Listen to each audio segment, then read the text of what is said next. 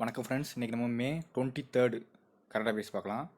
First current affairs, அதாவது Uttar Pradesh government வந்து migrant ஒர்க்கர்ஸ்க்காக இந்த கொரோனா சுச்சுவேஷனில் வேறு ஸ்டேட்லேருந்து வந்திருப்பாங்க தெரியுமா ஒர்க்கர்ஸ், அவங்களுக்கு ஹெல்ப் பண்ணுறதுக்கு வந்து எம்ஓயு சைன் பண்ணியிருக்காங்க வேலை கிடைக்கிறதுக்காக அவங்களுக்குலாம். அதை யார் யார் கூடனா Indian industries association IAA, Indian industries association, அப்புறம் national real estate development council, national real estate development council, இவங்க ரெண்டு பேர் கூடயும் எம்ஓயு சைன் பண்ணியிருக்காங்க. இது மூலிமா 9.5 லேக் ஒர்க்கர்ஸ்க்கு வந்து எம்ப்ளாய்மெண்ட் கிடைக்கும்னு சொல்லி பண்ணியிருக்காங்க உத்தரப்பிரதேஷ் கவர்மெண்ட். யோகி ஆதித்யநாத் இவர் தான் chief minister.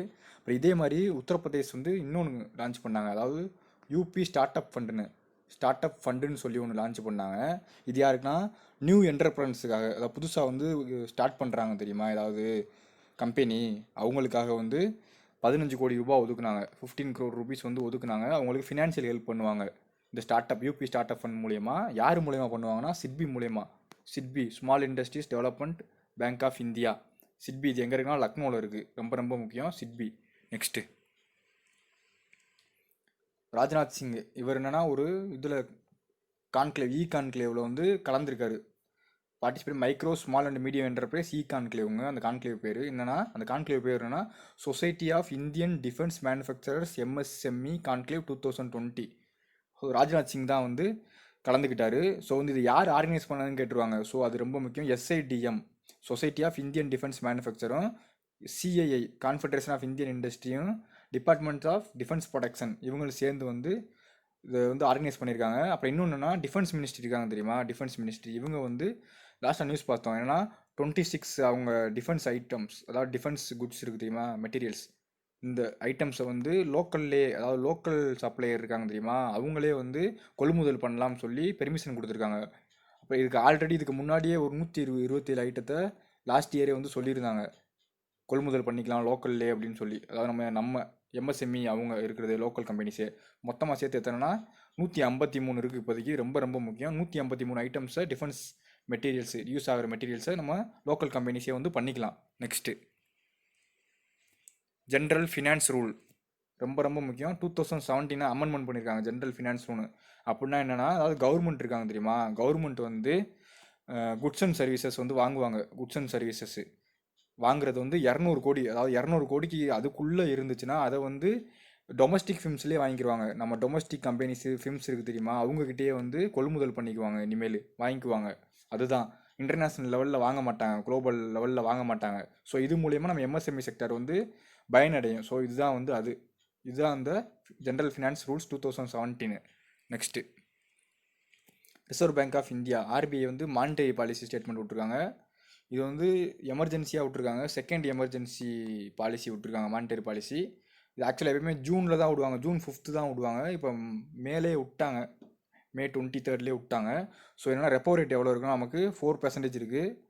Reverse repo rate 3.35%, marginal standing facility 4.25%, bank rate 4.25%. எப்பயுமே வந்து இந்த மார்ஜினல் ஸ்டாண்டிங் ஃபெசிலிட்டியும் பேங்க் ரேட்டும் ரெப்போ ரேட்டோட 0.25 கூட இருக்கும் பர்சன்டேஜ். கேஷ் ரிசர்வ் ரேஷியோ 3% இருக்குது. CRR, SLR statutory liquidity ratio 18%. எல்லாமே கம்மி பண்ணியிருக்காங்க முன்னாடி இருக்கிறதோட. அதை பார்த்துங்க. இப்போ இருக்கிறதா நமக்கு ரொம்ப ரொம்ப முக்கியம் நியூ ரேட்டு. ஸோ வந்து நான் சொல்லிடுறேன், ரெப்போ ரேட்னா என்னென்னா, ரெப்போ ரேட்னா உண்மையே கிடையாது. இப்போ வந்து கமர்ஷியல் பேங்க் இருக்குது தெரியுமா, அதில் வந்து ஏதாவது ஃபண்டு மணி ஷார்ட் ஃபால் ஆச்சுன்னா ஆர்பிஐட்ட வந்து லோன் வாங்கிக்கிடுவாங்க. அந்த லோனுக்கு போடுற இன்ட்ரெஸ்ட் தான் 4.0%. அப்புறம் அதே மாதிரி ரிவர்ஸ் ரெப்போனா ஒன்றும் கிடையாது. ரிவர்ஸ் ரெப்போனா என்னென்னா, இப்போ வந்து கமர்ஷியல் பேங்க்கில் பணம் அதிகமாக இருந்துச்சுன்னா ஃபினான்ஷியல், அதாவது காசை வந்து கண்ட்ரோல் பண்ணுறதுக்கு, அதிகமாக இருக்கக்கூடாது கண்ட்ரோல் பண்ணுறதுக்காக ஆர்பிஐ வந்து ரிசர்வ் பேங்க் வாங்கி வச்சுக்குவாங்க கமர்ஷியல் பேங்க்லேருந்து. ஸோ அந்த வாங்கி வச்சுக்கிற பணத்துக்கு கொடுக்குற இன்ட்ரெஸ்ட் தான் 3.35% ரேட்டு. எம்எஸ்எஃப் மார்ஜினல் ஸ்டாண்டிங் ஃபெசிலிட்டினா, இப்போ கமர்ஷியல் பேங்க்கில் வந்து ஓவர் நைட்லேயே வந்து பண பற்றாக்குறை திடீர்னு வந்துடும். ஸோ அந்த மாதிரி பற்றாக்குறை வர நேரத்தில் ஓவர் நைட்லேயே வரும்போது ஆர்பிஐட்டேருந்து வாங்கிக்கிடுவாங்க கமர்ஷியல் பேங்க். ஸோ அது கொடுக்குற இன்ட்ரெஸ்ட் ரேட் தான் அந்த 4.25%. பேங்க் ரேட்னா ஒன்றுமே கிடையாது. ஷார்ட் டேர்ம் லோன் வந்து கமர்ஷியல் பேங்க் ஆர்பிஐட்ட வாங்குறது பண தேவைக்காக. கமர்ஷியல் பேங்க் ஷார்ட் டேர்மாக ஆர்பிஐட்ட வாங்குறது பேங்க் ரேட்டு லோன் வாங்குறது. ஸோ அதுக்கு 4.25%. எப்போயுமே ரெண்டுமே சேமாக தான் இருக்கும் இது ரெண்டுமே. அப்புறம் கேஷ் ரிசர்வ் ரேஷியோனா ஒன்றுமே கிடையாது. இப்போ வந்து 100 ரூபா இருக்குன்னா பேங்க்கில் வந்து மொத்தம் 100 ரூபா அமௌண்ட்டு, அதாவது என்டிடிஎல்னு சொல்லுவாங்க, net demand and time liabilities. இதுதான் சொல்லும் ஒரு பேங்க்கோட பண கெப்பாசிட்டி எவ்வளோ இருக்குன்றத. Net demand and time liabilities. So வந்து ரூ. 100 இருக்குன்னா அதில் ரூ. 3 வந்து ஆர்பிஐயில் நம்ம வச்சுக்கணும். ஆர்பிஐயில் எப்பயுமே ஒரு ரிசர்வ் வைக்கணும் 3%. அதுதான் அந்த 3%. அப்புறம் எஸ்எல்ஆர் ஸ்டாச்சுட்டரி லிக்விடிட்டி ரேஷியோனா அது ஒன்றுமே கிடையாது. என்னன்னா அதுவும் இதே மாதிரி தான். இந்த என்டிடிஎல் இருக்குதுமா, இதிலிருந்து 18% வந்து பணமாவோ கேஷாவோ கோல்டு காயின்ஸாவோ ஆர் கோல்டாவோ ஆர் செக்யூரிட்டியாவோ அந்த பேங்க்லேயே வச்சுக்கணும். எஸ்எல்ஆர்னா இந்த கேஷ் ரிசர்வ் ரேஷியோனா 3% ஆர்பிஐயில் கொண்டு போய் வைக்கணும். அது பணமாக மட்டும்தான் வைக்க முடியும். இந்த எஸ்சிஆர் ஒன்லி கேஷாக மட்டும்தான் வைக்க முடியும். அவ்வளோதான். நெக்ஸ்ட்டு அப்புறம் வந்து என்னென்னா இன்னொன்று சொல்கிறேன். இந்த மானிட்டரி பாலிசி இருக்குது தெரியுமா, இது வந்து section 45 ZB section 45 ZB of RBI act 1934 அது கீழே தான் வந்து கொண்டு வந்தாங்க monetary policy. Monetary policy first வந்து கொண்டு வந்ததுன்னா அக்டோபர் 2016 கொண்டு வந்தாங்க. அக்டோபர் 2016 கொண்டு வந்தாங்க. சரிங்களா, 2016. அப்புறம் இதை யார் ஃபஸ்ட்டு கொண்டாடணும்னு சொன்னதுன்னா Urjit Patel, ex RBI governor, அவர் தான் சொன்னார், உர்ஜித் பட்டேல். நெக்ஸ்ட்டு இது வந்து எப்பயுமே இன்னொன்று சொல்கிறேன், இது வந்து மானிட்டரி பாலிசி எப்பயுமே பை மந்த்லியாக தான் விடுவாங்க, 2 மாதத்துக்கு ஒருக்கா. Next national highways authority of India, இவங்க NHAI national highway authority of India வந்து புதுசாக யாருன்னா நிலேஷ் சதி, அவர் former insurance regulatory development authority of India, அதோட மெம்பர் அவரை வந்து ஃபினான்ஷியல் அட்வைசராக போட்டிருக்காங்க. ரொம்ப முக்கியம், நிலேஷ் சதி. அதாவது இவர் யாருன்னா insurance regulatory and development authority of India, அதோட ஃபார்மர் மெம்பருங்க. ஸோ இதே மாதிரி இன்னொன்று நம்ம பார்த்துருப்போம், என்னன்னா ஜம்மு அண்ட் காஷ்மீர் பேங்க் இருக்குது தெரியுமா, ஜம்மு அண்ட் காஷ்மீர் பேங்க்கு அதோட எம்டியா யாரை போட்டிருக்காங்கன்னா ஜம்மு அண்ட் காஷ்மீர் பேங்க்கோட எம்டியா ஜூபேர் இக்பால்னு சொல்லி ஒருத்தவரை போட்டிருக்காங்க, எம்டியா போட்டிருக்காங்க. சரிங்களா, அதே மாதிரி சேர்மனாக அந்த bank Jammu and Kashmir bank Rajeshkumar Chhibber அவரை போட்டிருக்காங்க சேர்மனாக, ராஜேஷ்குமார் சிப்பர், அது ரொம்ப முக்கியம். அப்புறம் இதே மாதிரி தருண் பஜாஜ்னு ஒருத்தர் படிச்சிருப்போம், தருண் பஜாஜ். அவர் யாருன்னா இவர் தான் வந்து புதுசாக போட்ட economic affairs secretary and central board of directors of RBI போயிருக்காங்க. அதாவது central board of directors of ஆர்பிஐயும் போட்டிருக்காங்க அவர், தருண் பஜாஜை. Next Wipro new CEO MD போட்டிருக்காங்க. யாருன்னா அவர் நேம் என்னன்னா தியரி டெலபோர்ட்டி, இவர் தான் ஃபஸ்ட்டு நான் இந்தியனா போட்டிருக்காங்க இவரை. ரொம்ப முக்கியம், எம்டி சிஇஓ விப்ரோ இதுக்கு போட்டிருக்காங்க. அப்புறம் இதே மாதிரி standard chartered bank of India இருக்குது தெரியுமா, standard chartered bank of India, இந்தியாவில் இருக்க ஸ்டாண்டர்ட் சார்ட்டர்ட் பேங்க்கு, அதோட ரீட்டைல் பேங்கிங் ஹெட்டாக, அதாவது ரீட்டைல் பேங்கிங் ஹெட்டாக ஒருத்தவரை போட்டிருக்காங்க. அவர் பேர் என்னன்னா குஷால் ராய், KUSLSAL, குஷால் ராய் தான் அவர் பேர், குஷால் ராய். சரிங்களா, அதுவும் ரொம்ப முக்கியம். நெக்ஸ்ட்டு அதாவது இது என்னன்னா மாருதி சுசுக்கியும் HDFC பேங்க்கும் டைப் பண்ணியிருக்காங்க. எதுக்காகனா ஃப்ளெக்சிபிள் கார் ஃபினான்ஸ் ஸ்கீமுக்காக, கார் வாங்குறதுக்கு ஃபினான்ஸ் பண்ணுவாங்க, அதுக்காக மாருதி சுசுக்கி HDFC பேங்க் ரொம்ப முக்கியம். மாருதி சுசுக்கி HDFC பேங்க்கு. சரிங்களா, அது என்ன தரும்னா to avail low EMI for 3 months every year, இதுக்காக தான் MOU சைன் பண்ணியிருக்காங்க, இஎம்ஐ லோவில் தராங்க. அப்புறம் இதே மாதிரி ஃப்ளிப்கார்ட் இருக்காங்க தெரியுமா, Flipkart plus Bajaj Allianz general insurance company இருக்குது தெரியுமா, ஃப்ளிப்கார்ட்டும் பஜாஜ் அலையன்ஸ் ஜென்ரல் இன்சூரன்ஸ் கம்பெனியும் அவங்க ஒரு அந்த ஃப்ளிப்கார்ட் ஆப் மூலியமாகவே கஸ்டமருக்கு வந்து என்ன தருவாங்கன்னா டிஜிட்டல் பாலிசியில் இன்சூரன்ஸ் போட்டு தருவாங்க கஸ்டமருக்கு, ஃப்ளிப்கார்ட் ஆப் மூலியமாகவே. ரொம்ப முக்கியம், ஃப்ளிப்கார்ட்டும் பஜாஜ் அலையன்ஸ் ஜென்ரல் இன்சூரன்ஸும். நெக்ஸ்ட்டு இது ஒரு loan ATP Asian development bank வந்து லோன் கொடுத்துருக்காங்க மகாராஷ்டிராவுக்கு டு அப்கிரேட் ரோட்ஸ்க்கு. எவ்வளோனா $177 மில்லியன், 177 மில்லியன் கொடுத்துருக்காங்க லோனு, ரொம்ப முக்கியம். அப்புறம் ஏடிபி இதே மாதிரி முன்னாடி இது பில்லியனுங்க, ஏடிபி வந்து இதே மாதிரி 1.5 பில்லியன், இது பில்லியன் டாலர் இந்தியாவுக்கு கொடுத்துருக்காங்க டு ஃபைட் கொரோனா வைரஸ், இதுக்கு முன்னாடியே கொடுத்துருக்காங்க. அப்புறம் இன்னொன்று என்னென்னா ஏஐஐபி ஏசியன் இன்ஃப்ராஸ்ட்ரக்சர் இன்வெஸ்ட்மெண்ட் பேங்க்கு, இவங்க வந்து 145 மில்லியன் கொடுத்துருக்காங்க, மில்லியன் கொடுத்துருக்காங்க டாலரு. இது யாருக்குன்னா வெஸ்ட் பெங்காலோட இரிகேஷன் அண்ட் டிசாஸ்டர் மேனேஜ்மெண்ட்டுக்காக கொடுத்துருக்காங்க வெஸ்ட் பெங்காலுக்கு. AIP 145 million. அப்புறம் இதே 145 மில்லியன் வேர்ல்டு பேங்க்கும் கொடுத்துருக்காங்க, இதே 145 மில்லியன் வெஸ்ட் பெங்காலுக்கு. அதுக்கு தான் அதாவது டிசாஸ்டர் அண்ட் இரிகேஷன் மேனேஜ்மெண்ட்டுக்காக கொடுத்துருக்காங்க. இது ரொம்ப முக்கியம். நெக்ஸ்ட்டு வேர்ல்டு பேங்க் 160 பில்லியன் கொடுத்துருக்காங்க, 100 கண்ட்ரிஸ் கொடுத்துருக்காங்க. அதாவது இந்த கொரோனா வைரஸ்னால அஃபெக்ட் ஆகிருக்கு தெரியுமா, கொரோனா வைரஸ்னால 100 டெவலப்பிங் கண்ட்ரிஸ் மட்டும் கொடுத்துருக்காங்க. 160 பில்லியன் லோன் சேங்ஷன் பண்ணியிருக்காங்க வேர்ல்டு பேங்க்கு, வாஷிங்டன் டிசியில் இருக்குது. அதே மாதிரி வேர்ல்டு பேங்க் வந்து இது வரைக்கும் வேர்ல்டு பேங்க் இது வரைக்கும் 2 பில்லியன் வந்து கொரோனாக்காக இந்தியாவுக்கு கொடுத்துருக்காங்க. அது ரொம்ப முக்கியம். அப்புறம் இன்னொன்று கொரோனாக்காக கொடுத்துருக்காங்க. யாருன்னா ஏஐஐபி பார்த்தோம்ல, ஏசி இன்ஃப்ராஸ்ட்ரக்சர் இன்வெஸ்ட்மெண்ட் பேங்க்கு. இவங்க வந்து இந்தியாவுக்கு கொடுத்துருக்காங்க 500, அதாவது 500 மில்லியன் இந்தியாவுக்கு கொடுத்துருக்காங்க. கொரோனாக்காக கொடுத்துருக்காங்க 500 மில்லியன். அது ரொம்ப முக்கியம். நெக்ஸ்ட்டு இது என்னன்னா insurance regulatory development authority of India, IRDI ஹைதராபாத்தில் இருக்குது. இவங்க வந்து என்னென்னா அப்ரூவ் பண்ணிட்டாங்க. அதாவது யூனியன் பேங்க் ஆஃப் இந்தியா மும்பையில் இருக்குது. யூனியன் பேங்க் ஆஃப் இந்தியா வந்து ஹோல்டிங் ஸ்டாக் வச்சுருக்காங்க 30% எதில் வச்சுருக்காங்கன்னா இந்தியாஸ் ஃபர்ஸ்ட் லைஃப் இன்சூரன்ஸில் வச்சுருக்காங்க. அதை வந்து அப்ரூவ் பண்ணியிருக்காங்க ஐஆர்டிஐ. சரிங்களா, அது ரொம்ப முக்கியம். 30% ரொம்ப முக்கியம். இது ரெண்டு union bank of India, India's first insurance, ரெண்டுமே ஹெட் குவார்ட்டர்ஸ் மும்பை தான். இது ரொம்ப ரொம்ப முக்கியம். அப்புறம் ஐஆர்டிஐ வந்து கொண்டு வந்தது எப்போனா 2000 கொண்டு வந்தாங்க. ஆனால் ஐஆர்டிஐ ஆக்ட் எப்போனா 1999. ரொம்ப முக்கியம், ஸ்டாட்டிக்கில் கேட்டுருவாங்க. அப்புறம் ஐஆர்டிஐ யாரோட பரிந்துரையின் பேரில் கமிட்டி பேரில் கொண்டு வந்தாங்கன்னா, ஐஆர்டிஐ கமிட்டின்னு கேட்டாங்கன்னா மல்கோத்ரா கமிட்டி. அது ரொம்ப முக்கியம், Malhotra committee. Next NPCI, national payment corporation of India மும்பையில் இருக்குது. இவங்க வந்து ஏஐ விர்ச்சுவல் அசிஸ்டன்ட் வந்து ஒன்று லான்ச் பண்ணியிருக்காங்க. அது ஒரு நேம் ரொம்ப முக்கியம், பிஏஐ. ரொம்ப ரொம்ப முக்கியங்க. அது வந்து ஒரு சேட் போட் மாதிரி தான். அது எதுக்குன்னா டு கிரியேட் அவேர்னஸ், அதாவது அவேர்னஸ் கிரியேட் பண்ணுறாங்க. எதுக்காகனா டிஜிட்டல் பிளாட்ஃபார்ம் தான். ஃபாஸ்டேக்லாம் விட்டாங்க தெரியுமா, ஃபாஸ்டேக், ருபே, யூபிஐ, இந்த மாதிரி வந்து எலக்ட்ரானிக்கில் விடுறதுக்கு வந்து நம்ம எப்படி அதில் வந்து தெரியாதவங்களுக்கு எப்படி தெரிஞ்சுக்கலாம்னு சொல்கிறது வந்து அதுக்காக அவேர்னஸ் உண்டு பண்ணுறதுக்கு கொடுத்துருக்காங்க.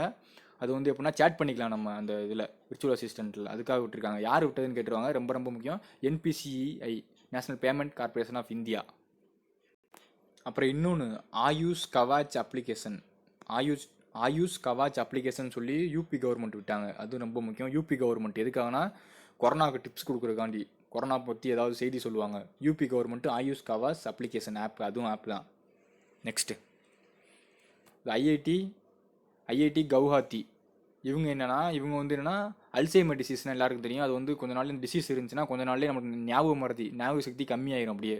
ஸோ வந்து இவங்க என்ன கண்டுபிடிச்சிருக்காங்கன்னா, இவங்க வந்து இந்த மெமரி லாஸை வந்து கம்மியாக்கிறதுக்கு வந்து ஒரு புது மெத்தட் ஒன்று கண்டுபிடிச்சிருக்காங்க. அந்த மெத்தட் என்னென்னா, அது வந்து safe and small electric field. இது வந்து பேஷண்ட்ஸ், அந்த அல்சைமர் பேஷண்ட்ஸ் கொடுக்குற மூலியமாக வந்து மெமரி லாஸை வந்து ப்ரிவென்ட் பண்ணலாம் அப்படின்னு சொல்லியிருக்காங்க. யாருன்னா ஐஐடி கவுஹாத்தி. ரொம்ப ரொம்ப முக்கியம். அப்புறம் நம்ம இன்னொன்று ஒன்று பார்த்தோம், அதாவது என்னென்னா ட்ரிபிள் ஐடி. ரொம்ப ரொம்ப முக்கியம். Triple ID Hyderabad. சரிங்களா, இவங்களும் இன்டெல் ப்ளஸ் சிஎஸ்ஐஆர், இவங்க 3 பேரும் சேர்ந்து, அதாவது ஐஐஐடி ஹைதராபாத். ட்ரிபிள் ஐடினா international institute of information technology Hyderabad, Intel, CSIR, இவங்க 3 பேரும் எம்ஓயு சைன் பண்ணியிருக்காங்க. எதுக்குன்னா கொரோனாக்கு வேக்சின் கண்டுபிடிக்கிறதுக்காக எம்ஓயு சைன் பண்ணியிருக்காங்க. ரொம்ப ரொம்ப முக்கியம். நெக்ஸ்ட்டு இது ஒரு FD, fixed deposit scheme, senior citizen care FD scheme. இந்த நேம் ரொம்ப முக்கியம். இது வந்து ஹெச்டிஎஃப்சி பேங்க் விட்டுருக்காங்க. சரிங்களா, இது ரொம்ப ரொம்ப முக்கியம். அதாவது என்னென்னா இந்த எஃப்டி வந்து 75 பேசிஸ் பாயிண்ட் அதிகமாக, அதாவது 75% பேசிஸ் பாயிண்ட் அதிகமாக இன்ட்ரெஸ்ட் ரேட் இருக்கும். இந்த இதுக்கு இன்ட்ரெஸ்ட் ரேட் எவ்வளோனா 6.5%. ரொம்ப முக்கியம். இதில் இல்லாமல் இருக்கும் 6.5% இன்ட்ரெஸ்ட் ரேட் இந்த சீனியர் சிட்டிசன் கேர் எஃப்டி ஸ்கீமுக்கு. சரிங்களா, இது வந்து 60 இயருக்கு மேலே இருக்கவங்க தான் அப்ளிகபிள் இதுக்கு. அப்புறம் அதே மாதிரி என்னென்னா, இது இந்த டெபாசிட் பண்ணாங்கன்னா மினிமம் மோர் தென் 5 வருஷம், 5 இயர்ஸ்க்கு மேலே இருக்கணும். அந்த போட்டிருக்கணும், நம்ம எஃப்டி போட்டிருக்கணும் 5 வருஷத்துக்கு மேலே. அதே மாதிரி 5 கோடி வரைக்கும் தான் லிமிட்டு. 5 கோடிக்குள்ளே தான் நம்ம போட்டுக்கிறணும் அந்த எஃப்டி. சரிங்களா, இதோட பீரியட் என்னன்னா இதுக்குள்ளே போட்டணும் நம்ம. அதாவது டைம் கொடுத்துருக்காங்க, May 18, 2022 September 30, 2020. இது ரொம்ப முக்கியம் இந்த பீரியடு. அப்புறம் இந்த பெர்சன்டேஜ் 6.5% வந்து இன்ட்ரெஸ்ட் கொடுக்குறாங்க இதுக்கு HDFC bank. Next ICICI bank. இதுவங்களும் ஒரு அதே மாதிரி இப்போ முன்னாடி பார்த்த மாதிரியே கோல்டு இயர்ஸ் எஃப்டினா இதுவும் சீனியர் சிட்டிசனுக்கு தான், 60 இயர்ஸுக்கு அபோவ் சீனியர் சிட்டிசன் தான் கொடுத்துருக்காங்க. ஸோ வந்து இதுவும் அப்படி தான். இது வந்து 80 பேசிஸ் பாயிண்ட்டு. போனது வந்து 75 பார்த்தோம். இது 80 பேசிஸ் பாயிண்ட் அதிகமாக இருக்கும் நார்மலாக இருக்க எஃப்டியோட இன்ட்ரெஸ்ட் ரேட்டு. சரிங்களா, இது வந்து 6.55% பெர் ஆனம் இன்ட்ரெஸ்ட் ரேட்டு கொடுத்துறாங்க. அதே மாதிரி இதுக்கு டெபாசிட்ஸ் வந்து அப் டு 2 crore தான் பண்ணிக்க முடியும். அதே மாதிரி டென்யூர் வந்து 5 வருஷத்துக்கு மேலே 10 வருஷத்துக்குள்ளே இருக்கணும் பீரியடு. சரிங்களா, இது அப்புறம் இதே மாதிரி எஸ்பிஐ வந்து இன்னொன்று விட்டுருக்காங்க சீனியர் சிட்டிசன் எஃப்டி ஸ்கீமு. அதுனா வி கேர்னு சொல்லி பார்த்துருப்போம், வி கேர். சரிங்களா, அதுக்கும் வந்து இதே மாதிரி தான் பெர்சன்டேஜ் 6.5% அதுக்கு. அதுக்கு வந்து 6.5% இன்ட்ரெஸ்ட்டு. இதே மாதிரி 5 இயர்ஸ் டு 10 இயர்ஸ் தான் டென்யூரு, சரிங்களா? ஸோ அது வந்து எப்படின்னா அதுவும் 2 crores தான் பண்ண முடியும். இதே 2 crore தான் அதுவும் வந்து டெபாசிட் பண்ண முடியும், சரிங்களா? நெக்ஸ்ட்டு இதனா ஐஐடி மெட்ராஸ், நம்ம மெட்ராஸ் நியூஸு. அதாவது பேராபோலிக் ட்ரஃப் கலெக்டர் அப்படின்னு சொல்லி ஒரு சிஸ்டம் கண்டுபிடிச்சிருக்காங்க. அது எதுக்குன்னா சோலார் எனர்ஜி இருக்குது தெரியுமா, அதை வந்து அதிகமாக பண்ணுறதுக்காக கண்டுபிடிச்சிருக்காங்க. ஸோ இந்த பேராபோலிக் ட்ரஃப் கலெக்டர் மூலிமா சோலாரை கலெக்ட் பண்ணி சோலார் எனர்ஜி அதிகமாக தயாரிப்பாங்க. ஸோ அதுதான் ஐஐடி மெட்ராஸ், ரொம்ப ரொம்ப முக்கியம். அப்புறம் வந்து ஐஐடி குருக்ஷேத்ரா இருக்குது தெரியுமா, ஐஐடி குருக்ஷேத்ரா அவங்க வந்து என்னென்னா சமரத், SAMARTH, சமரத்னு ஒரு இனிஷியேட்டிவ் ஒன்று கொண்டு வந்தாங்க. எதுக்காகனா குவாலிட்டி எஜுகேஷனுக்காக கொண்டு வந்தாங்க, சரிங்களா? ஸோ அப்புறம் அதே மாதிரி ஐஐடி டெல்லி இருக்காங்க தெரியுமா, ஐஐடி டெல்லி இவங்க வந்து என்சேஃப்னு ஒரு ஆன்டிமைக்ரோபியல் மாஸ்க் என்சேஃப்னு ஒன்று ஐஐடி டெல்லி கண்டுபிடிச்சாங்க. அப்புறம் இதே மாதிரி ஐஐடி டெல்லியும் பிஎன்பி ஹவுசிங் ஃபினான்ஸ் கம்பெனி இருக்காங்க தெரியுமா, இவங்க 2 பேரும் பிபிஇ சர்ஜிக்கல் கிட்டு, பிபிஇனா கேள்விப்பட்டிருப்பீங்க, பர்சனல் ப்ரொடெக்ஷன் எக்யூப்மெண்ட் கிட்டு, அந்த ஃபுல்லாக பாடியெல்லாம் கவர் பண்ணுற மாதிரி ஒரு கிட்டு டாக்டர்லாம் போட்டுக்கிறாங்க தெரியுமா, அதுதான் சர்ஜிக்கல் கிட்டு. அது தயாரிக்கிறதுக்காக ஐஐடி டெல்லியும் பிஎன்பி ஹவுசிங் ஃபினான்ஸும். நெக்ஸ்ட்டு இது ஒரு புக்கு என்னென்னா hop on my adventures on boats trains and planes. இது யார் இல்லைனா ரஸ்கின் பாண்டு, ரொம்ப ரொம்ப முக்கியம், ஃபேமஸ் ஆத்தருங்க Ruskin Bond. My adventures on boats trains and planes யார் இல்லைனா ரஸ்கின் பாண்டு. அப்புறம் இதே மாதிரி இன்னொன்று ஒரு புக்கு, அதாவது Shivaji on South Block the unwritten history of proud people அப்படின்னு சொல்லி மகாராஷ்டிரா எவால்யூஷனை பற்றி எழுதியிருப்பாங்க. யாருன்னா கிரீஸ் கூப்பர் அவர் பேர் இவர் எழுதியிருப்பார். நெக்ஸ்ட்டு May 23 என்னன்னா international day to end obstetric fistula, ரொம்ப முக்கியம். International day to end obstetric fistula, அதோட தீம் என்னன்னா end gender equality, end health inequalities, end fistula now. May 23. Next இன்னொரு May 23 வேர்ல்டு டர்ட்டில் டே, ரொம்ப ரொம்ப முக்கியம். May 23 world turtle day. Next இது என்னன்னா ஸ்டாட்டிக்கு, அதாவது வந்து என்னென்னா இறந்து போயிட்டாரு ஆஸ்லே கூப்பர்னா ஒரு டென்னிஸ் பிளேயருங்க. அதாவதுனா 8 டைம் கிராண்ட் ஸ்லாம் வின்னர், ஆஸ்திரேலியாக்காரரு, டென்னிஸ் பிளேயரு, ரொம்ப முக்கியம். இப்போ ரினவுண்ட் வோக்கலிஸ்ட் இவங்க இறந்து போயிட்டாங்க. சைமலா ஜி பவே அப்படின்னு சொல்லி ஒருத்தவங்க வோக்கலிஸ்ட், இவங்க இறந்து போயிட்டாங்க. அப்புறம் நைபால் சிங், இவர் யாருன்னா ஃபார்மர் உத்தரப்பிரதேஷ் மினிஸ்டருங்க, நைபால் சிங், இவர் இறந்து போயிட்டாரு. நெக்ஸ்ட்டு இது என்னன்னா கேட்சப் அப்ளிகேஷன். இது ஒரு அப்ளிகேஷன் யார் விட்டதுன்னா ஃபேஸ்புக் விட்டுருக்காங்க ஆடியோ கால்ஸுக்காக, ரொம்ப ரொம்ப முக்கியம். அப்புறம் இன்னொன்றுனா ஃபேஸ்புக் வந்து ஜிஃப் இருக்குது தெரியுமா, ஜிபே, இந்த டேட்டா பேஸை வந்து அக்யூர் பண்ணிட்டாங்க ஃபுல்லாகவே ஃபேஸ்புக்கு, ரொம்ப ரொம்ப முக்கியம், சரிங்களா? அப்புறம் என்ன இன்னொரு நியூஸ், அமேசான் இருக்காங்க தெரியுமா, அமேசான் வந்து ஃபுட் டெலிவரி, அதாவது ஸ்விக்கி ஜொமேட்டோ மாதிரி பெங்களூரில் அமேசான் வந்து ஃபுட் டெலிவரியை ஸ்டார்ட் பண்ணிட்டாங்க, பெங்களூர், இந்தியாவில். நெக்ஸ்ட்டு இது என்னன்னா வன்ஸ்டா நேஷனல் பார்க் குஜராத்தில் இருக்குது. இது கரண்ட் அஃபேர்ஸில் வந்தது தான். Vansda national park Gujarat, mount Harriet national park Andaman நிக்கோபாரில் இருக்குது. வேன் விஹார் நேஷனல் பார்க் எங்கே இருக்குன்னா மத்திய பிரதேசில் இருக்குது. இதே மாதிரி சிங்கௌரி நேஷனல் பார்க் அது எங்கே இருக்குன்னா அதுவும் மத்திய பிரதேசில் தான் இருக்குது. கார்பட் நேஷனல் பார்க் எங்கே இருக்குன்னா இது ரொம்ப ரொம்ப முக்கியம், கார்பட் நேஷனல் பார்க் உத்தரகாண்டில் இருக்குது. நெக்ஸ்ட்டு ஸோ கரண்ட் அஃபேர்ஸ் முடிஞ்சு. So thank you friends.